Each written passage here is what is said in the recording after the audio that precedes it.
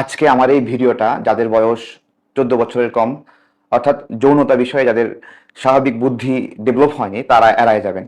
যদি দেখেন বা যদি দেখো তোমরা, তাহলে এড়ায় যাবা। আমি প্রশ্ন করেছি যে কেন জামাত শিবির যৌন হতাশায় ভোগা একটা দল। আজকে আপনারা অনলাইনে দেখেছেন যে শিবিরের বিরুদ্ধে মিছিল হচ্ছে, যে শিবির নেতার রুমে ঢাকা বিশ্ববিদ্যালয়ে, সেখানে তারা সমকামিতায় দুজন লোককে গ্রেপ্তার করা হয়েছে। এইটা নিয়ে মিছিল পর্যন্ত হচ্ছে। আমরা সেই বিষয়ে ছোট্ট একটা নোট যদি দেখি, তাহলে বিষয়টা একদম ক্লিয়ার হয়ে যায়। ছোট করে আমরা সবকিছুই ছোট করে দেখব।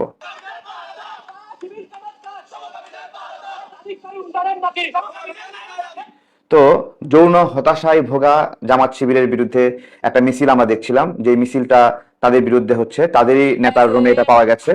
আমরা একটু বলি যে সম্মানিত এজিএস ইব্রাহিম খলিল শিকদার আচ্ছা, তার রুমের কথা বলছে, সেখানেই পাওয়া যায় আর কি। আমরা সেই ভিডিওগুলো একটু দেখি সবাই, অনেকে আমরা দেখেছি। ঠিক আছে, তো এইখান থেকে আমার মোটামুটি আরেকটা পয়েন্টসে যাব। সেটা হলো, এটা সিঁড়ি রুমের একটা ঘটনা। সিঁড়িতে এবং লিফটে লিফটে জামাত নেতা এবং তার ডট ডট ডট মিলায়ে। তারপর আরেকটা ছবি আমি দেখাবো, এইটা 9 বছরের কন্যা শিশুকে যৌন হয়রানি, জামাত নেতা গ্রেপ্তার।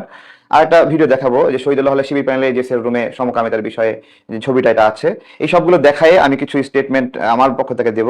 এবং এটা তো জামাত আমিরের বিষয়টা, তিনি কোলাকুলি করছেন, কিন্তু এটা সাধারণ একটা বিষয় যে আমরা যারা মুসলিম তারা জানি যে কোলাকুলি ঈদ শুভেচ্ছা পিছন থেকে না, সামনে থেকে করতে হয়। এটা এটা ইহুদিরা এরকম করে করে কিনা আমি জানি না, তবে জামাতে এরকম করে কোলাকুলি করছে। উনি জানেন না যে পিছন থেকে না সামনে থেকে কোলাকুলি করতে হয়। আর এইভাবে এইভাবে আপনার হলো জিনিসটা ভালো না, এটা আমরা একটা জিনিস জানি। আমরা এইটাও একটা ভালো না, এটা আমরা জানি। ঠিক আছে, এটা কিন্তু জামাতের আমির স্বয়ং নিজে। এবার আসেন, মূল আলোচনায় আসি যে জামাত শিবির কেন এরকম করছে। তো এটাকে বলা হয় যৌন হতাশায় থাকা। কোনো মানুষ যখন যখন স্বাভাবিক বিনোদনের বিষয়বস্তু, ধরুন কবিতা, গান, সাংস্কৃতিক বিষয়াদি, নাটক, সিনেমা, চলচ্চিত্র, স্বাভাবিক যে বিনোদনের বিষয়গুলোকে যখন সে পুরোপুরি অ্যাভয়েড করে, তখন সে যৌনতাকেই একমাত্র বিনোদনের উপায় মনে করে। যে মানে যৌনতার মাধ্যমেই সে সব সুখ খোঁজার চেষ্টা করে। মানুষ একটা সামাজিক নাটক দেখতে পারে, একটা শর্ট ফিল্ম দেখতে পারে, অথবা আপনার হলো সচেতনমূলক কোনো মানে খেলাধুলা, বিভিন্নভাবে মানুষের মানুষের চিত্তরঞ্জন হয়। কিন্তু জামাত শিবির এই জায়গা থেকে আপনার হলো এমন একটা জগৎ ডেভেলপ করছে যে তাদের সব বিনোদন যৌনতার মধ্যে, এবং একটা সেক্সুয়ালি ফ্রাস্ট্রেটেড একটা গ্রুপ তৈরি হয়েছে।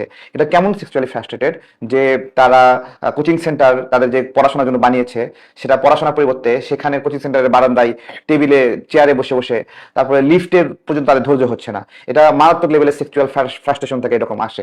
ঠিক আছে, আর জামাত আমিরের যে ছোট ছোট বাচ্চাদের ঠোঁটে চুমু দেওয়ার যে বিষয়টি, আপনারা টিকটকে দেখবেন যে এই ধরনের অনেক মানুষ তারা ছোট ছোট বাচ্চাদের ছবি ফেসবুকে পোস্ট করে, এবং পোস্ট করে করে তারা ট্রোল করে, দেখো তো বাচ্চারা অনেক কিউট না। তারপরে আরেকজন লেখে যে হ্যাঁ অনেক মজা হবে। এই ধরনের কথাগুলো এরা কিন্তু টিকটকে, ফেসবুকে নতুন ট্রেন্ড শুরু করছে, ছোট ছোট বাচ্চাদেরকে এবং ছেলে বাচ্চাদেরকে এটা শুরু করছে।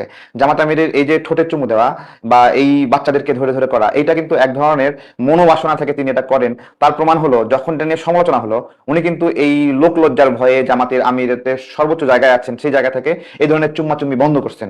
প্রথমত তারা এই ধরনের চুম্মাকে হক বলে প্রচার করেছিল। পরবর্তীতে যখন দেখলো যে হক প্রমাণ করতে পারছে না হাদিস দ্বারা, আইন দ্বারা, যে অন্যের বাচ্চার ঠোঁটে চুমু দেওয়া যায় এভাবে, তখন কিন্তু তারা এটা পুরোপুরি বন্ধ করে দেয়। অর্থাৎ তারা এখানে আটকে গেছে এবং সেটা প্রমাণিত হবে এটা তারা করছে। চন্দ্রিল ভট্টাচার্য নামে একটা ভারতের আলোচক আছে, তিনি একটা গান গেয়েছেন, প্রধানমন্ত্রী প্লিজ একটা বিয়ে করে দিন। তো এইটা এইটা আমি বাংলাদেশের প্রধানমন্ত্রী মাননীয় প্রধানমন্ত্রী তারেক রহমান আছেন, তাকেও বলছি যে প্লিজ জামাত শিবিরের লোকদেরকে আপনার হলো বিনা খরচে অথবা নামমাত্র কাবিনে প্রচুর পরিমাণে বিয়ে দিয়ে দেন। হ্যাঁ, বিয়ের ব্যবস্থা করে দেন, তাদের জন্য বিশেষ প্রক্রিয়ায় কাজী রাষ্ট্রীয় পৃষ্ঠপোষকতায় দিয়ে দেন, যাতে করে তারা এই ধরনের যৌন অপরাধগুলো না করে। ঠিক আছে, যেভাবে 9 বছরের একটা বাচ্চাকে জামাত নেতা তার যৌন শিকারে পরিণত করছে, যেভাবে সদ্য এসএসসি পাস করা একটা বাচ্চাকে চাকরি দেওয়ার লোভ দেখিয়ে তাকে যৌন আক্রমণে পরিণত করছে, যেভাবে একটা বিধবা গর্ভের সন্তান হত্যা করছে, এই সব কিছু মিলে তো আমি মাননীয় প্রধানমন্ত্রীকেই বলছি যে আপনি এদের গণবিয়ার, আমি গতদিন বলেছিলাম যে গণবিয়ার আয়োজন করেন। গণবিয়ের আয়োজন ছাড়া এটা এইভাবে এইভাবে সম্ভব না।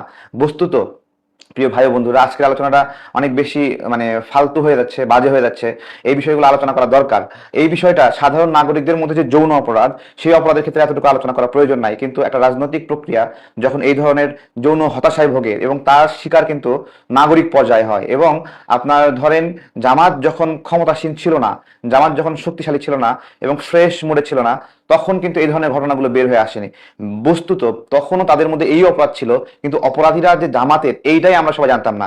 জুলাই গণঅভ্যুত্থানের পরে তাদের ব্যাপকভাবে পরিচয় প্রকাশ পাওয়ার পরে, গুপ্ত থেকে বের হয়ে আসার পরে যখন জায়গায় জায়গায় ধরা খাচ্ছে, একটা জায়গায় দেখলাম জামাতের একজন রুকন নাকি নেতা, তো সে অন্য একজনের মানে বউকে পার্কের মধ্যে নিয়ে যায় তার এবং সেই মহিলা আবার স্বীকার করছে যে সে বেশি কিছু করেনি, তার বউয়ের খাসলেত খারাপ টারাপ এগুলো শোনাতে আসছে। তো এইটা হলো একটা বিষয়, মানে যে বিষয়গুলো আমরা দেখছি সেখান থেকে কি হচ্ছে, তাবিজের মতো পর্যন্ত, যে কোনো একজন অন্য লোকের স্ত্রীকে তাবিজ দেওয়ার নামে করে তাকে এরকম ভাবে শিকারে পরিণত করছে। তো এই বিষয়গুলোকে আপনারা কিভাবে দেখছেন? দেখুন, আমি বলছি, যদি কোনো একটা গোত্র ব্যাপকভাবে নিজেদের রাজনীতিকে সফলতার জায়গায় নেওয়ার জন্য আল্লাহ রাসূলকে ব্যবহার না করত, এবং তারা আল্লাহর সর্বোচ্চ পুরস্কার জান্নাতকে ব্যবহার না করত, এবং তাদের রাজনৈতিক সফলতার জন্য মানুষকে জাহান্নামের ভয় না দেখাতো, তাহলে এই সমস্ত বিষয়গুলো এতটা আলোচনার প্রয়োজন হয় না। মানুষ যখন বলে যে একটা গোত্র দাবি করে, তারা সরাসরি এমন একটা ভাব দেখাচ্ছে যে আসমান থেকে নামে আসছে ফেরেশতা, বাংলাদেশে মানে এই আমাদের বাংলাদেশে কেবলমাত্র এই ফেরেশতারা আছে, বা বাংলাদেশ ভারত পাকিস্তান 3 দেশ মিলে এই ফেরেশতারা আছে, এবং তারা কেন এই ঘৃণ্য অপরাধে। সবচেয়ে গুরুত্বপূর্ণ বিষয় যে বাংলাদেশে বাংলাদেশে বাংলাদেশের যে জন্ম, সেই জন্মের সময়ে একটা দল এমন একটা আচরণ করলো যে দেশের মানুষের মন মানসিকতা, তাদের আকাঙ্ক্ষার পরিপন্থী একটা অবস্থান নিল, যারা স্বাধীনতার বিপক্ষে অবস্থান নিল, তারা বাংলাদেশে সততাপূর্ণ রাজনীতির স্বপ্ন দেখায়। তো এটা খুব বেশি দিন না। কেন বেশি দিন না? আমাদের বাবারা, আপনাদের বাবারা, আমাদের দাদারা যারা মুক্তিযুদ্ধকে সরাসরি দেখেছে, তারা এখনো বেঁচে আছে। তারা বেঁচে আছে, সে সকল অনেক ধর্ষিত নারীও বেঁচে আছে, অনেক শহীদ পরিবার এখনো বেঁচে আছে, যারা এই এই রাজাকার গোলাম আজম, রাজাকার নিজামী, রাজাকার মুজাহিদ, তারপরে রাজাকার শফিকুর রহমান, এই সবকিছু মিলে আল বদর নেতা এটিএম আজহার, হ্যাঁ, তারপরে এই যে আপনার হলো ইমামতি করতে গেছে পাবনায় নিজামীর ছেলে, হ্যাঁ, তো যার যার যে সকল সন্তানরা এদের দ্বারা ক্ষতিগ্রস্ত, সে সকল সন্তানরা তাদের নিজ কানে বাবার কাছ থেকে শুনেছে, দাদার কাছ থেকে শুনেছে, দাদির কাছ থেকে শুনেছে। এই জেনারেশনটা বেশি দূরে যায়নি। এই সময়টুকুর মধ্যে এসে এমন একটা অবস্থা তুলে ধরেছে যে এই খুনিরা, এই রেপিস্টরা, এই মানবতা বিরোধী অপরাধীরা, যারা দেশের আকাঙ্ক্ষার পরিপন্থী একটা অবস্থান নিয়ে দেশের মানুষকে হত্যা করছে, তারা ওই জেনারেশন যারা নিজ কানে শুনেছে এগুলো, সেই সকল মানুষগুলো এখনো বেঁচে আছে, যারা নিজ চোখে দেখেছে। সেই সকল শহীদ পরিবারের সদস্যরা 2-3 জেনারেশন পারই হয়নি, সেইখানে এসে তারা মানুষকে সততার গল্প শোনাবে, এবং তাদের মধ্যে আসলে সততার পরিবর্তে কি পাওয়া গেল? প্রবাসীর স্ত্রীকে ভাগায় নিয়ে যাচ্ছে, তারপরে একজন বিধবাকে গর্ভবতী করে তার সন্তানকে হত্যা করছে, লিফটের মধ্যে চাকরির প্রত্যাশা দিয়া একটা ছাত্রীকে যৌন হয়রানি করছে, এবং তাদের সর্বোচ্চ আমি কি করছে, মানুষ এতিমদেরকে এক জায়গায় ডাকছে, তোমাদেরকে খাওয়াবো, ইফতার করাবো। এতিমদেরকে ইফতার করানোর ডেকে দেখেন জামাতের আমি কিটা করলো, ঠোঁট বরাবর মাইরা দিল একটা সিল। হ্যাঁ, তো এইটাকে আপনারা কিরকম ইসলামিক ভাষায় দেখবেন? তারা কিন্তু এটাকে চরমভাবে হক আকারে প্রকাশ করছে, কিন্তু তারা কিন্তু এটাই সঠিক এরকম প্রচার করছে। কিন্তু যখন পাবলিকের মধ্যে ব্যাপক প্রতিক্রিয়া শুরু করছে যে একটা এতিম বাচ্চা এতিমখানা থেকে দাওয়াত দিয়ে নিয়ে গেছে, তোমাদেরকে ইফতার খাওয়াবো, নিয়ে যায় তার মনোবাসনা পূরণ করতেছে, একে একে 4-5টা বাচ্চাকে সমানে চুম্মাচ্ছে। তো এই বিষয়গুলোকে আছে, আমাদেরকে গালি দেবে, আমাদেরকে কথা বলতে দেবে না, কথা বলতে দেবে না। মানে গণতন্ত্র মানে হলো জামাতের কথা বলার অধিকার, গণতন্ত্র মানে হলো জামাতের প্রতি নিরপেক্ষ আচরণ। বিষয়টা এরকম যে দুনিয়ার সব মানুষ যদি জামাতকে পছন্দ করে এবং তারপরে মোটামুটি সুশীলতা দেখায়, তাহলে বলতে হবে যে ও আসল বুদ্ধিজীবী এবং আসল সুশীল এবং আসল নিরপেক্ষ মানুষ। হ্যাঁ, দুনিয়ার সব নিরপেক্ষ মানুষ জামাতকে সমর্থন করবে, তাহলে সে নিরপেক্ষ।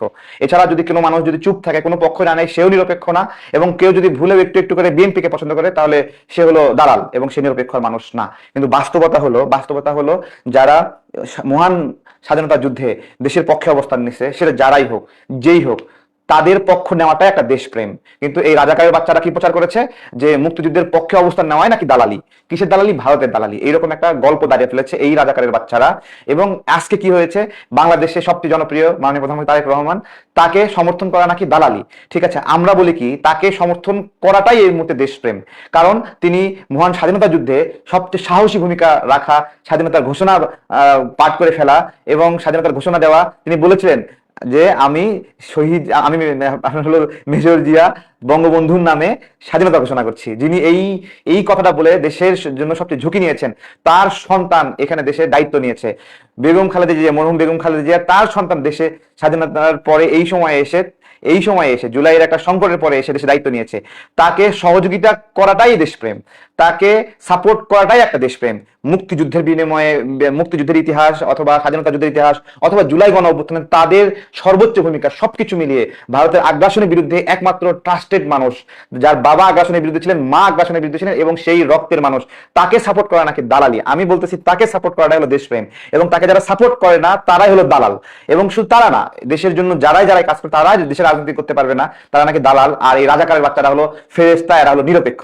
ঠিক আছে, তো এই আর কি আমাদের মুক্তিযোদ্ধা এই পুরো বিষয়টাকে তাদের সন্তান একটা স্যাবোটেজ প্রক্রিয়া রাখছে, যে এরা হলো দেশের বিরুদ্ধে এরকম একটা, অথচ রাজাকারের বাচ্চারা দেশের বিরুদ্ধে, তারা 1 জুলাই আন্দোলনের মধ্য দিয়ে তারা হয়ে গেছে দেশের পক্ষে, আর মুক্তিযুদ্ধের সন্তানরা নাকি হয়ে গেছে দেশের বিরুদ্ধে। অসংখ্য মুক্তিযুদ্ধের সন্তান জুলাই আন্দোলনে অংশ নিয়েছে, অসংখ্য।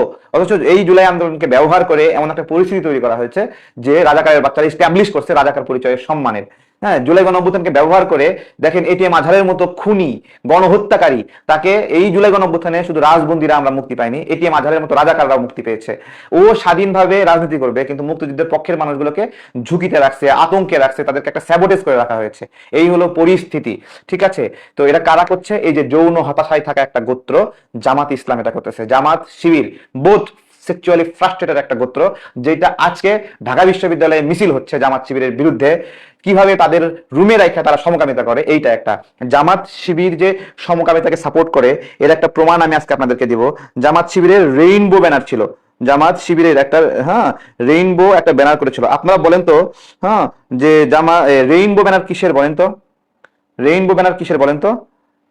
হ্যাঁ, জামাত শিবিরের একটা ব্যানার ছিল, রেইনবো কালারের ব্যানার, মানে এই যে মাল্টি কালার, হ্যাঁ, ক্যাম্প রেইনবো, এই যে ক্যাম্প রেইনবো আছে না, এই তাদের একটা ব্যানার ছিল এই রেইনবো কালারের। এখানে আমি কমেন্টে দিয়ে দিব। এই রেইনবো ব্যানারের কালারের তারা এটা দিয়েও প্রমাণ করেছিল যে তারা সমকামিতাকে সাপোর্ট করে। সুতরাং শুধুমাত্র ডক্টর ইউনূস সমকামিতাকে সাপোর্ট করে না, এমনি এমনি এগুলো মিলে যায় নাই। জামাত ইউনূস এমনি মিলে যায়নি, সমকামিতাকে সাপোর্ট করার জন্যই এগুলো মিলে গেছে। আজকে সেখানে মিছিল হচ্ছে, এইটা হলো এর প্রমাণ। সেক্সুয়ালি ফ্রাস্ট্রেটেড একটা গোত্র, যারা যারা সামাজিকতা বোঝে না, যারা বিনোদন মানে বিনোদন বলতে একমাত্র যৌনতাকেই বিনোদন মনে করে। হ্যাঁ, তারা বাংলাদেশের মানুষকে সততা শিখাবে, তারা বাংলাদেশের মানুষকে ন্যায় পরায়ণতা শিখাবে। ধর্ষকরা, গণহত্যাকারীরা বাংলাদেশের মানুষকে ন্যায় বিচার শিখাবে। এই জুলাই গণঅভ্যুত্থানের পরে এই জামাতিরা, ইউনূসের সময় 18 মাসে একটা ট্রেলার আমরা দেখছি যে জামাতিরা কত বিভৎস হয়, কত ভয়ঙ্কর হয়। এবং জুলাই গণঅভ্যুত্থানে কিন্তু ঘর থেকে বের হয়নি, নিজের পরিচয়টা পর্যন্ত প্রকাশ করেনি। এমনকি জামাতকে নিষিদ্ধ করার পরেও ওরা ঘর থেকে বের হয়নি, যে ওরা বের হলে ওদেরকে জঙ্গি বানাবে, এই জন্য একটা বিষয় ছিল, কিন্তু ওরা ঘর থেকে বের হয়নি।